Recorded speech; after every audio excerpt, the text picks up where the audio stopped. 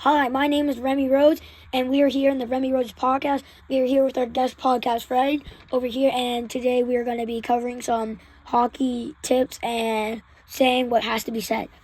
Over to you. Oh, yes. Today, thank you, Remy Rhodes. And today we're going to be, I was thinking about talking about the Blackhawks and, how they've been doing. Yeah, the Blackhawks have been doing really good, following up to playoff time, and I think they have some chance of making it, especially with the morale of the team. It's very high because Teuvo Teravainen was in Team Finland for the Winter Olympics, and they're all going to be celebrating, cheering, because Finland did a pretty good job in the Olympics, in my opinion, as a team. Yeah, they won the bronze medal, and I think that was pretty special for Teuvo Teravainen to get selected for that team. But I would also like to mention the Connor Bedard and his absence of the Canadian team. I think the Blackhawks are going to be really, even better after this break because Connor Bedard hasn't been chosen for Team Canada, and I feel like that's going to, pretty annoy him and make him angry, and I think he's going to be working even harder and be even better than before. Yes, I think he's really showed that he really wants it because in the last few games in the Nashville and Mammoth game, in the Nashville game, he scored a goal, and then in the Mammoth game, I do not recall, but they won 4-0, and I think it's on a really good path, and they are currently playing.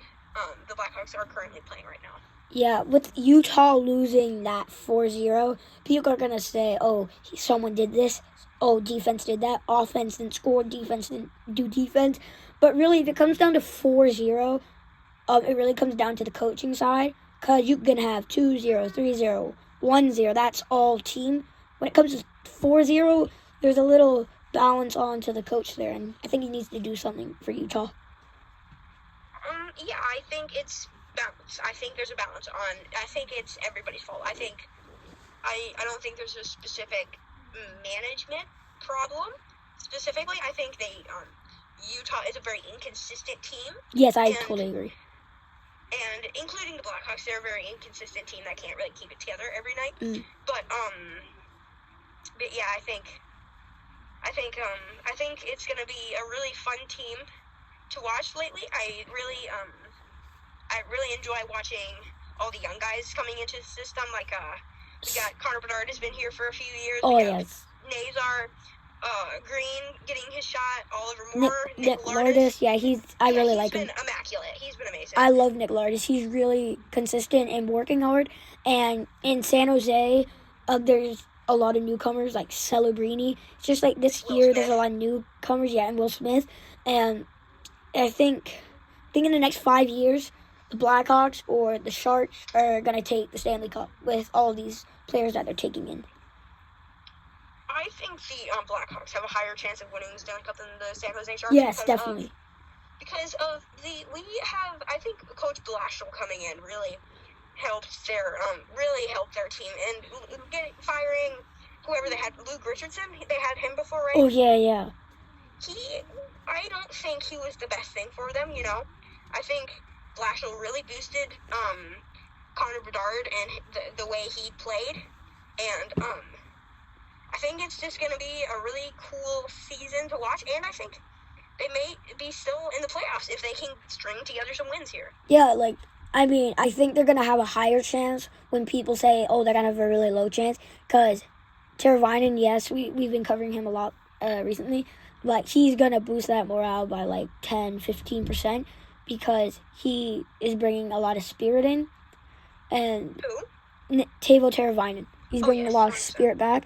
And although there is some good... I've actually just gotten word that Teuvo Teravainen has just scored the Blackhawks for goal. Oh, really? Right now?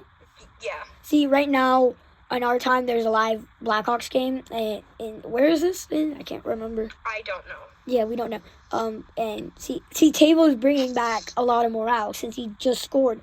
And although people say what I'm about to say is good news or bad news, so this is going to be very, very, not political, but very sided. Connor Murphy got traded to, was it Yes, Edmonton? that was, yes, Edmonton Oilers for a second-round draft pick. People say, we're glad he's leaving because he hadn't scored a lot of goals. And as a defenseman, he was an enforcer. He was a guy that would stand up for his team. Yeah, he's a good guy. That's what people would say. Oh, I'm sorry there. Yeah, it's good. People would say that that's a bad thing he's leaving because he really brings intensity to the team. But I mean, like, he's been playing on that team for, I think, nearly 10 years, nearly 5 years. I don't know. He's been playing a long time. But like, I feel like that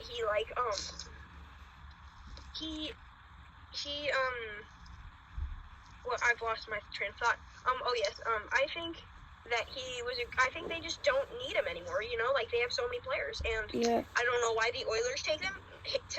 They do not need him. I don't quite understand what the thought process behind that was, because I don't feel like Edmonton needs more enforcers. I feel like they need freaking skill. Like, they don't need enforcer guys, you know? Yeah, like, Oilers are actually doing pretty good because they got Draisaitl,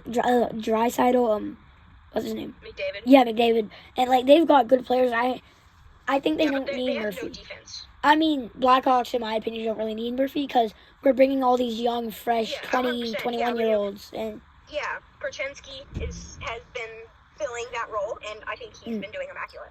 Yeah, I really like Kevin Korchinski. And my personal favorite on the Blackhawks side of America is Tyler Bertuzzi because he's always working hard every shift he takes. He's always aiming to pass the puck, trying to get a goal. He's always doing the right thing, and he doesn't stop working. Sorry there. He scores so many goals from the front of the net. Yes, and like he always crashes. I every game or a couple of games I've been to for the Blackhawks, I don't think there's one game that he had a bad game because he's just what I would say perfect in my opinion. Yeah, he's not perfect, but I feel like he is a very good player that battles really hard, and he scores the dirty goals, and he does the dirty plays. He's a psycho guy. I feel like we should also think about talking about Connor Bedard. Yeah, I mean Bedard is what I mean by I'm gonna say full of personality because people say, oh, he's shy, oh, he's like scared of talking to people, but inside of being shy and being like staying away. He's shy? Yeah, he's very shy. No way. Yeah, he's really shy. And for him staying away from a lot of people, I think there's a lot of personality inside him and probably a few interesting superstitions, I'm going to say. Yeah. I think he is a good player, and I think he, like you said, he has if you want to talk about his superstitions, he has the thing where he doesn't put his stick on the floor. He keeps it up until he touches the ice. Really? Mm-hmm. Wow, that's what I say insane superstition. Who is that player? He plays for a team.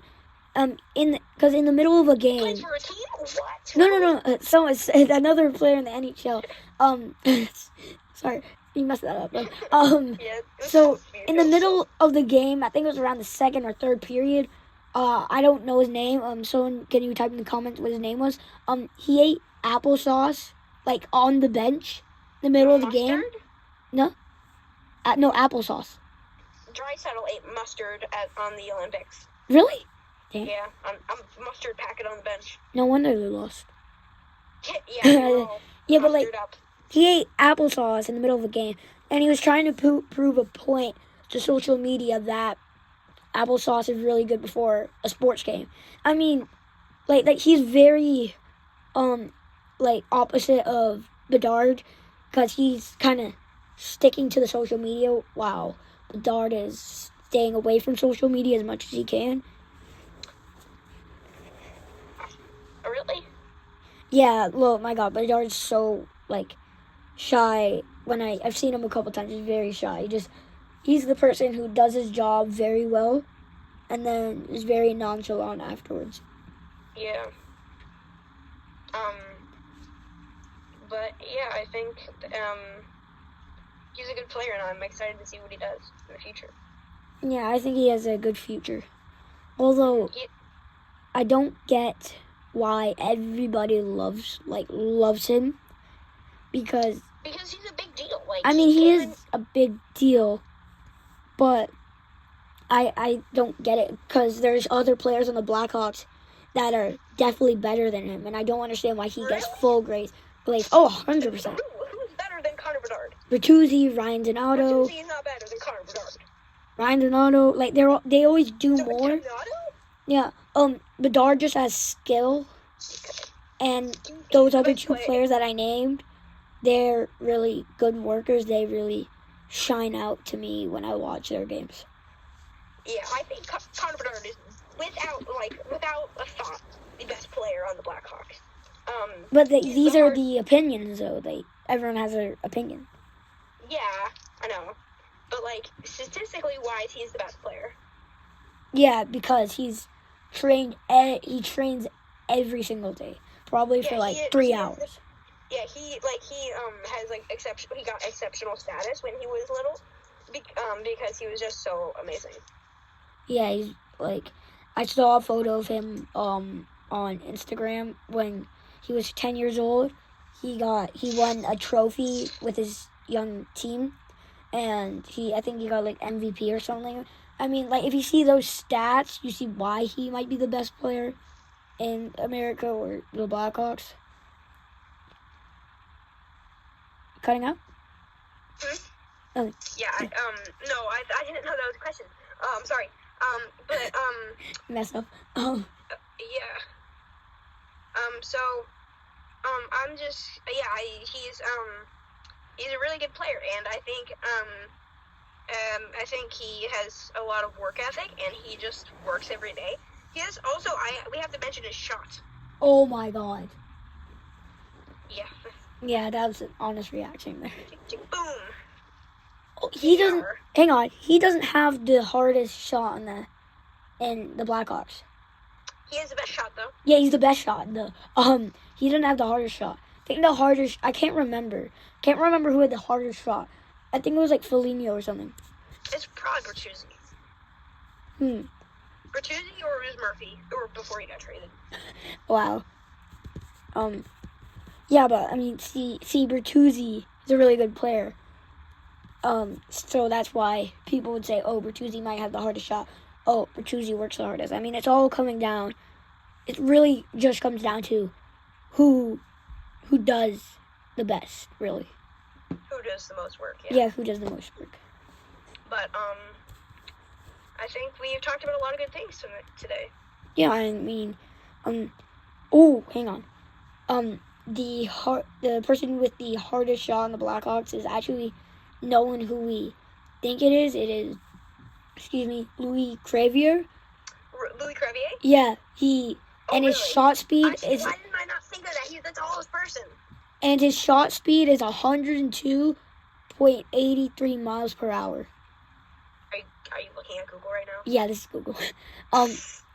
And Bedard has been he's mentioned on this thing, and that's why he's kind of that's why he's the best. And in 2024 to 2025, Alex Vlasic actually had the speed of 101.92 miles per hour. Yeah, the two tallest guys on the team. Yeah, and they probably work out the hardest and shoot every day. I mean, And they're the freaking tallest, and they're the heaviest. Hey, I'm short, and I stand for the short people being stronger. So I don't like those responses from Google. Yeah. But 102 miles. That's insane. That's faster than a speed limit in 90% around the world. Actually, no, more 99% of the world cars is not allowed to go over 100. And he's shooting faster with a hockey puck than a car. Yeah. I think this has been a really effective episode. Yeah, I mean, for a debut of the podcast, I say this is a really, really good episode, and we covered about the Olympics, we covered about a lot of stuff, so I say goodbye for me. And goodbye for me. Yep, see you.